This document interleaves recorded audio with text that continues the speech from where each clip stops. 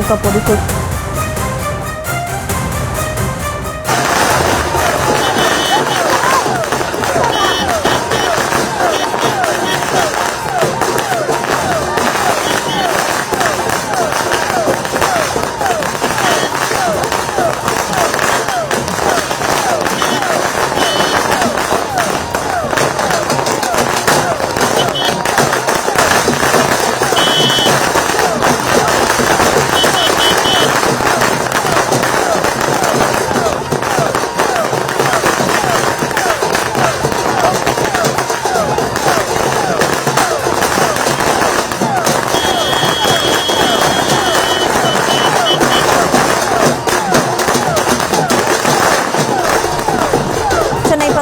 சாலையில் உள்ள இல்லத்திலிருந்து வானகரத்தில் நடைபெறும் அதிமுக பொதுக்குழுவில் பங்கேற்பதற்காக இபிஎஸ் புறப்பட்டிருக்கிறார். அவருக்கு அவரது தொண்டர்கள் உற்சாகமாக மலர் தூவியும் பட்டாசு வெடித்தும் வழியனுப்பி வரக்கூடிய காட்சிகளை பார்த்துக் கொண்டிருக்கிறோம். கூடுதல் விவரங்களோடு செய்தியாளர் ஜெரி இணைப்பில் இருக்கிறார்.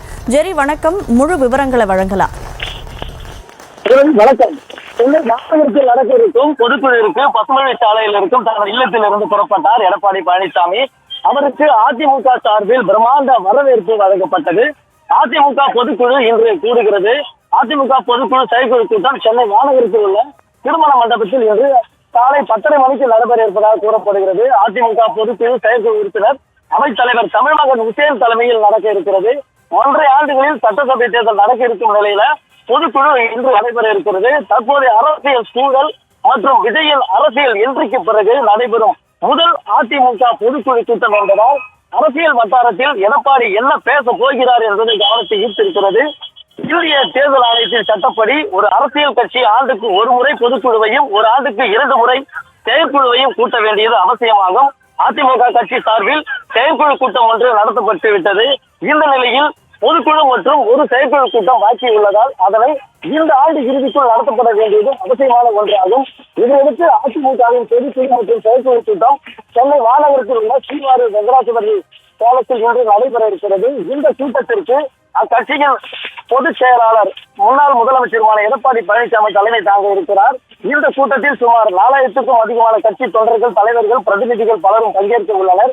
300க்கும் மேற்பட்ட சிறப்பு அழைப்பாளர்கள் அழைக்கப்பட்டிருக்கின்றனர். இக்கூட்டத்தில் 2026ஆம் ஆண்டிற்கான சட்டசபை தேர்தல் குறித்தான ஆலோசனைகள் நடத்தப்படும் என எதிர்பார்க்கப்படுகிறது. மேலும் அண்மை காலமாக இழுபறியில் உள்ள கூட்டணி தொடர்பான பேச்சுக்கள் இந்த கூட்டத்தில் விவாதிக்கப்பட இருப்பதாகவும் தகவல்கள் தெரிவிக்கின்றன. தாவேகா தலைவர் விஜய் மற்றும் பாஜக அதிமுகவை இணைத்து பேசி வந்த நிலையில் தற்போது இந்த கூட்டம் நடக்க உள்ளது. இந்த கூட்டத்தின் இறுதியில் மத்திய மற்றும் மாநில அரசுகளுக்கு எதிரான மக்கள் பிரச்சனைகளை தொடர்பாக பல்வேறு தீர்மானங்கள் நிறைவேற்றப்பட உள்ளதாகவும் கூறப்படுகிறது.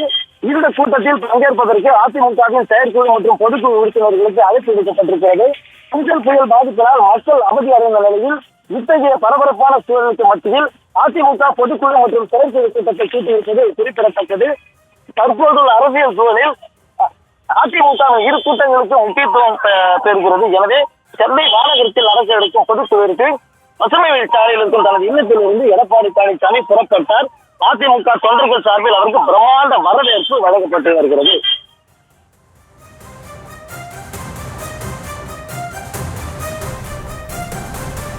கூடுதல் விவரங்களை வழங்கியதற்கு நன்றி ஜெரி.